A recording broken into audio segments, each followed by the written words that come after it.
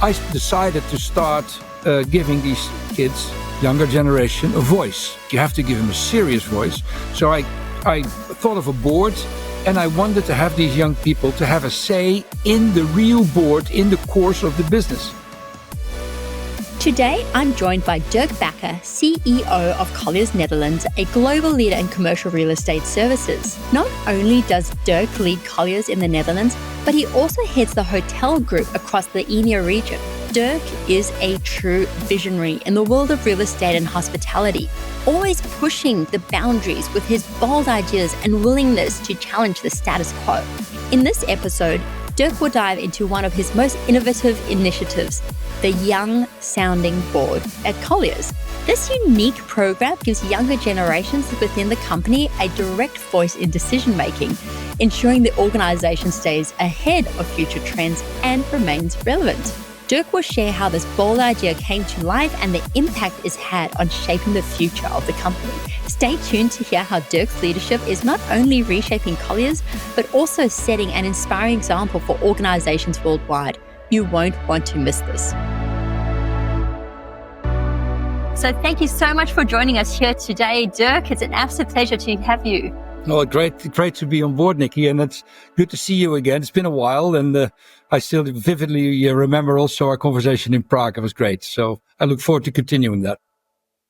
Well, that's exactly it. And when we met in Prague, you told me about this Young Sounding Board, and we didn't have enough time to discuss it then, but I thought it would be something that would be so interesting for organizational leaders to hear from you as a CEO and as an industry leader about how you conceived of it, why you conceived of it, what is it? Give us the lay of the land. Well, it basically has to do with a few things. We have somebody that works here in a company called Harold Koenders, and he's a cultural anthropologist, and he is an expert basically on behavior of people. And then you've got the segmentation, as you mentioned, Gen Z, Gen Alpha, Gen Y, you have the baby boomers. But from my own experience, I mean, I've lived in many countries, and I've always worked with young people, and I've always taken an interest in the enthusiasm and the drive that many young people have. And what I've noticed over the last, let's say 10 years, give or take, that the mentality of young people is changing. And logically, if you start thinking why that is, I mean, the internet and social media have a big influence, but also the financial position that younger people are in. I mean, if you live in New York, I mean, I live in Amsterdam, you've got London, Paris. These cities have become, ridiculously expensive and hard to live in these days for younger people. So you see that people want to lease more stuff. They start spending money more on experiences than they spend on goods. Buying a house is not something that is that easy anymore. So with that, the mentality has changed. I noticed in my company here, where we have little over 400 people in the Netherlands, that 50% of our staff was under 35, sorry. So the other half is actually over 35, but it's about the under 35s, which is quite a bit. And with that changing mentality, that restlessness that many of these youngsters have, I mean, they want it all and they want it now. Topics like diversity, inclusivity, or inclusion and diversity, that's how it actually is called. Mobility, ESG, which with all this consciousness about planet, people, and where we are. I was going to say profit, but that comes later. But people and planet have become extremely important for these youngsters. And if you have a typical company, real estate business like we're in, where there's still too many men ruling that business and not enough women, I decided to start giving these kids, younger generation, a voice. And if you give these people a voice, my view was that if you do it, you have to do it right. You have to give them a serious voice.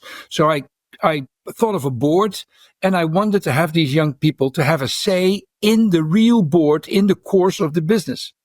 Because when you start doing that, you really are taking them seriously. And that's what we did. And we have that now for the last 5-6 years. It's been a phenomenal success. It works very well. Yes, we've had stumbling blocks. Yes, there's a few things we haven't done right. So it takes perfecting every year. So we evaluate it. We basically put a supervisory board in place that we didn't do in the beginning. Now we do have that, which is kind of a supervisory board because it consists of seniors in the company that advise these kids on how they should be governing their young sounding board. That's fantastic. And thank you so much for sharing that. And I suppose if I can kind of repeat what you said, what it sounds to me is that you really identify that, firstly, half of your company is under 35. Yeah. Secondly, these generations, they have different values and attitudes versus previous generations. And it's things that your company talks about. You talk about diversity and equity and inclusion. You talk about ESG, sustainability, affordability. So rather than tell, you actually want to say, we're here to listen to the insights that you have to say. Yeah, but at the same time, one of the learnings that you've had along the way is to say, okay, yes, we're going to take you seriously. It's going to be a board, but we are also going to provide you the experience of senior leaders in our organization so you can understand the way that boards work, function, and are structured. So actually bringing this, I think maybe it was you who shared this term with me, the 360 mentoring, different generations learning from the best of each other to actually rise above. And I think it's brilliant to hear that it's been around for 5-6 years because it shows that it's purposeful, it's impactful, people are engaged, it's maturing, and there's lessons along the way. So I might ask you, what has come out of this? What type of insights have you received about, from giving this younger generation a voice? What have you stumbled across that you didn't think you would have otherwise? Well, I think, the topics that we've touched on, like diversity and inclusion, sustainability, you can say you don't want to, you're not eating meat anymore, you want to be a vegetarian, but by saying it and actually doing it, it's a cultural change that it takes to adopt to these changes within the entire company. And if half of your company says, look, we don't want a company car anymore, or we don't want to drive diesel or petrol engines anymore, or look, you should give everybody a sports subscription to the sports club around the corner in the building because health is an issue that concerns this generation, and you don't listen to that, you don't take that seriously, your employer equity or your employer engagement scores go down rapidly, and your attrition rate will become quite high. Our attrition rate within colleagues in the Netherlands is just under 10%, where the nationwide average is 17%. And, I can't see these things. I mean, these things are connected. You have to listen to what they're saying. They have in the real board, the young sounding board, the chairman or chairwoman of the young sounding board, it's a woman now. They are actually sitting in the board and topics and like what I just said, ESG, sustainability, mobility.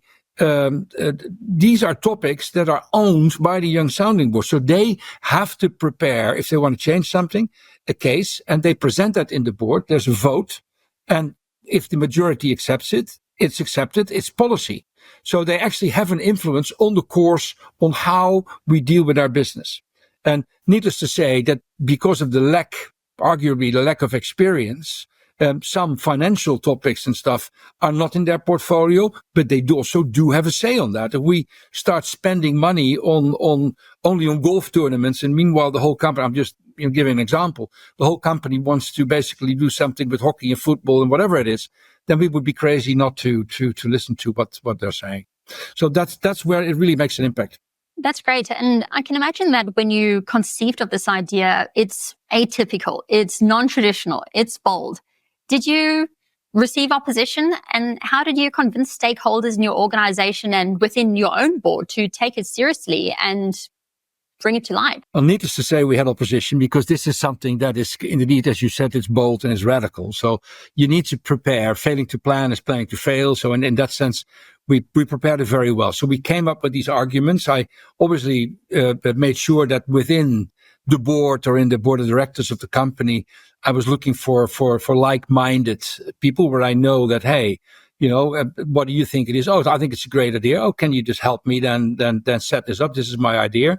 So you're trying to get a few pro thinkers on your side, but also at the same time, you want to hear what is going to work? What is the problem we're going to face? So you have to go through the whole process to see, does it work? Where will it not work? What are the pros? What are the cons? And then you look at all that, and then you make a presentation, and then you go to the board, and then obviously the establishment, people that have been sitting in the same seat for 10, 15 years, with a company that's been in existence for 100 years, you tend to have that.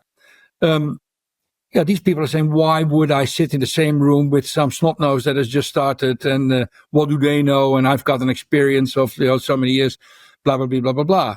Those are the same people that used to say we're spending too much money on courses and studies for our employees, and then we give it to them and then they walk away. That we all know that's a typical example.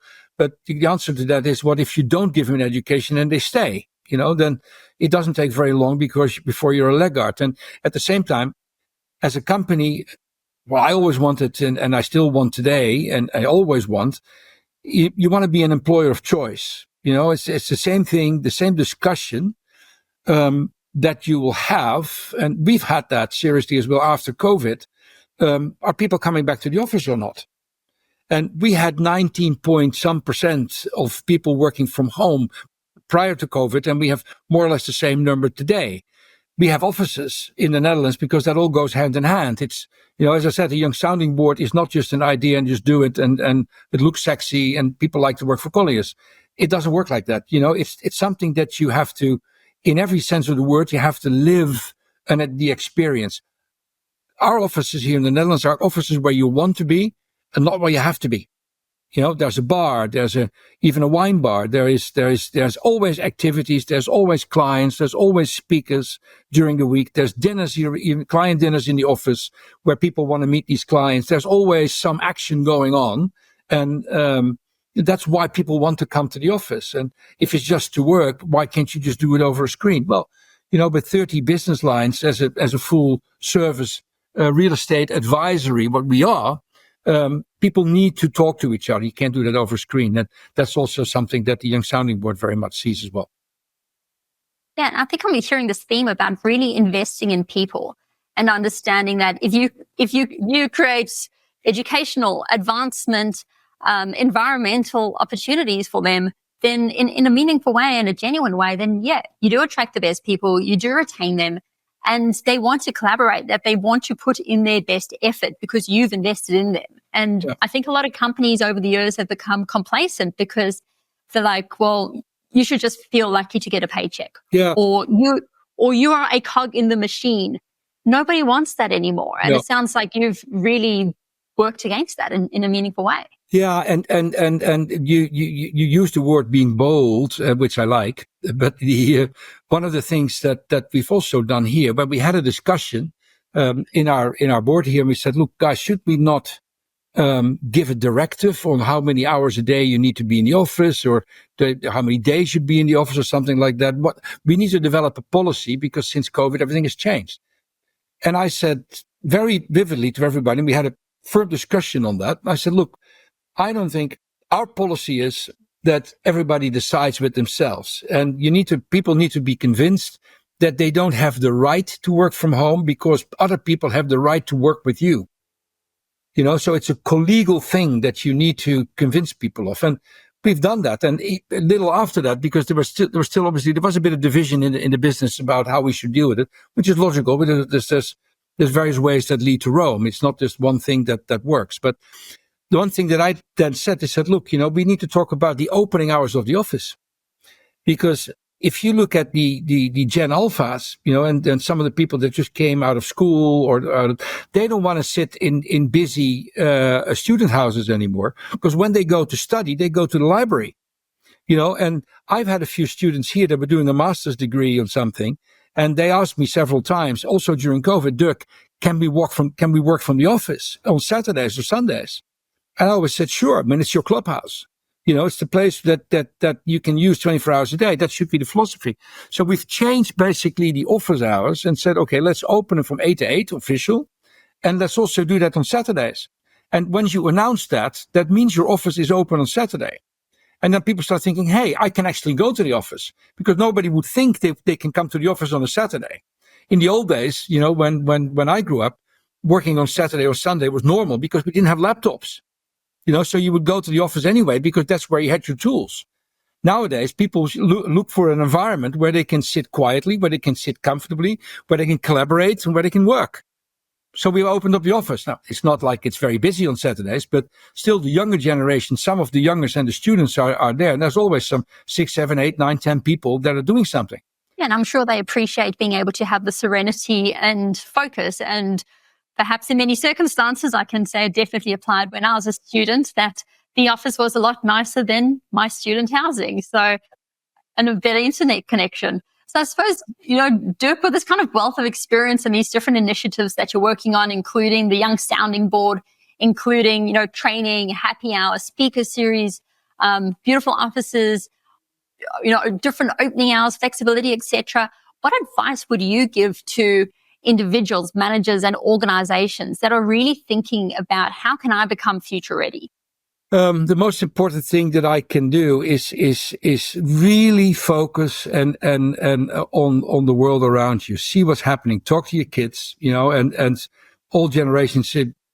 Kids look down on their parents and say, "Oh, you're old-fashioned," and even I like to think that I'm quite modern, and still they would say, "Oh, Dad, this and that and the other." But talk to your employees, talk to your people, share that and make it an open conversation. Don't be directive about it. Don't be directive about it, and don't believe all the time what everybody says. Just find out for yourself. Ask questions. It's the most important thing, and get involved. One. The second thing you should do is when you hire a new youngster, within the first month, make sure that youngster, together with a senior, visits clients. Talk to clients physically, and make sure that you bring them in on whatever it is, so they can ask the questions and they know what it is, how to make mistakes. Because young people, because of that handicap that they have, and the handicap that I refer to is they're all born today with one hand and one phone. It's that screen there where Google basically provides them with every single answer, and where Wikipedia seems to be the new standard. It's not. So it's one of those things you learn from the questions of a customer, of a client, or whatever it is. That you are not there, not as far, that you're not as educated, or not experienced, I should say. That's the best word. You're not as experienced as you think you are. So learn from that. And then you get questions from the youngsters. And these questions, you all of a sudden you have a dialogue. And I think that's the most important thing there is. Yeah. And I'm with you on that. And I found that when I had interns or junior people in my team, the best things I could do was exactly that. Number one, give them exposure to real world problems. Let them be in the room. Let them hear the conversations, because it's twofold.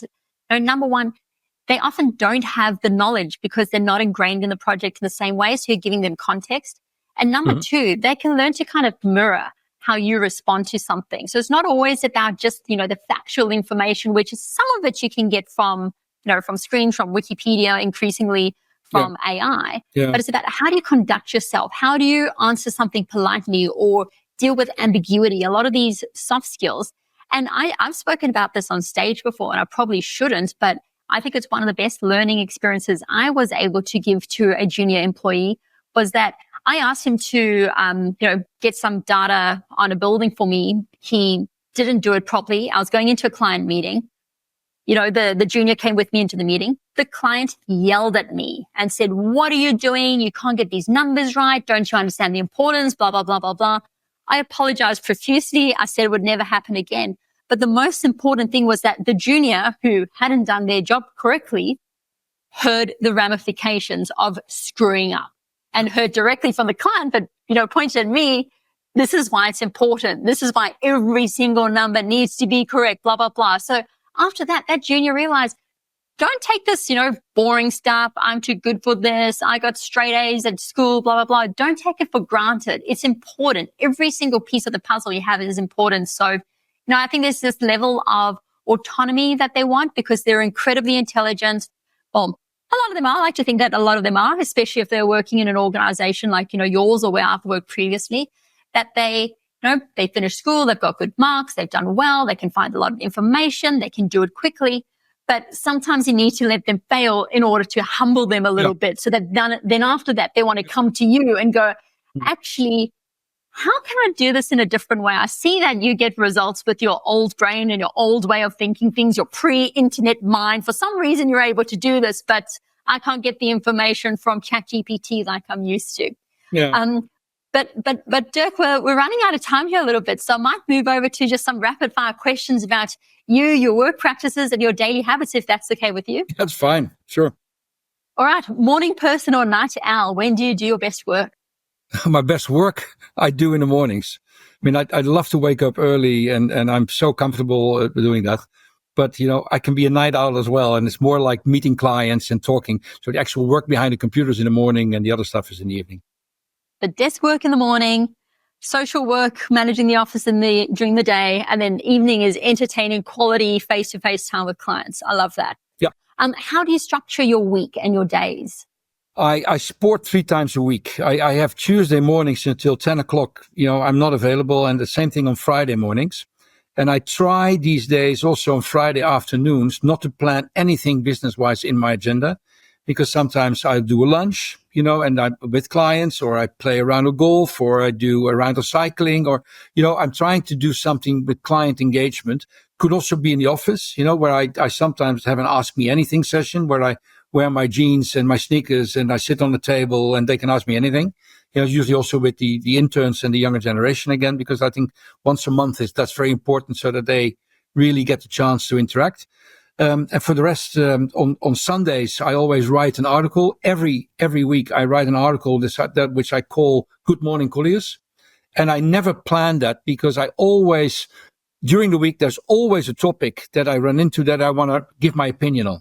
That could be something that I see on television. That could be something work-related, could be something political, could be whatever it could be. But I give an opinion on it and always relate it back to the business so that it goes down to culture. And so that I do on Sundays, and sometimes Sundays in the afternoons, I do a little bit of work. I love that. So planned free time on a Friday afternoon so that you're available for these softer interactions with people and people have the time and space to come to you rather than this overscheduling, which a lot of people do. Yeah. And having that discipline to always be, well, they say an idea is really unpacked when you write it down. So that's the OG thought leaders. I love that. Yeah. Which philosophers, theorists, inventors, or sports people do you admire? Who inspires you? Philosophers, there are a few, but they won't come to mind right now. But if it's about inspiring people, there's 2 things that I saw the Olympics and I saw the European Championships of football, which I found a joke.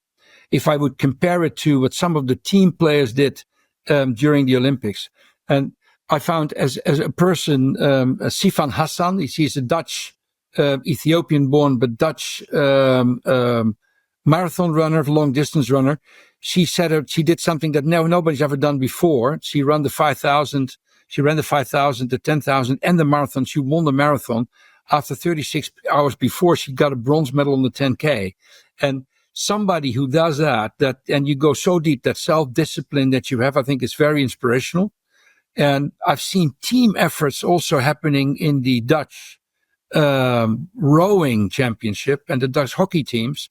They all were gold medalists, and the team was critically important for everything you do. And that's something that the theme that I have for this year and going into next year within the business year is we're going from a me to a we culture.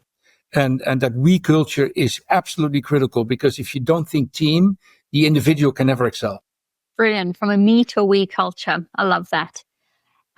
What technology do you use to stay efficient? And are there any AI tools that you're currently testing out? Well, the question should be what tools don't you use? I use just about everything. I've got my electronic pen here in my hands that I use with a specific software program that I have on my iPad, which is connected to my laptop. I use my Apple mobile phone. I'm sorry that there's a lot of Apple products here. And meanwhile, I don't use an Apple computer, but we do use ChatGPT, but I don't use it as much for business as I can't, from security reasons, I can't do that, but we use a lot of AI tools from Microsoft these days, and they work very well. So I use just about anything I can use, anything that's modern and that works quickly. I have my payments I do through my iWatch. it makes my life so much easier. So I'm a technology freak. Clearly, you're hyper-connected in many ways. Oh, yes. And finally, how do you believe we're going to work in the future, and how should we prepare? I am not as radical. I mean, I'm bold when it comes down to giving young people the lead, and I want young people to have the power. But I do feel, and I do think, there is not enough research done yet to find out, and we don't have enough evidence yet to find out what the best way of working is. But mindfulness and well-being, not wellness, but well-being, are words that I keep very close to me, because well-being is something where you physically and mentally are in balance. And you need to be challenged. You need to allow yourself to be challenged, and you need to allow yourself to be inspired. And people like you inspire me sometimes. And there's other people around me as well that inspire me, but also here, young people in the company that inspire me.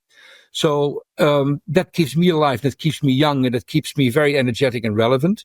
But we need to be prepared for a balanced life, a well-being life, an inspirational life. So the office is always, for me, going to be a very important place to be. Not something 9 to 5 is finished, and 7 days or 6 or 5 days a week is also finished. I think we're going to a 4 days work week. That's what it's going to be, where there's a flexibility, where people can work in the morning, work in the afternoons, but there are fixed team hours where you need to be. But it's a 4-day week. I think that is going to be the standard. And of that, 25% you can work remote.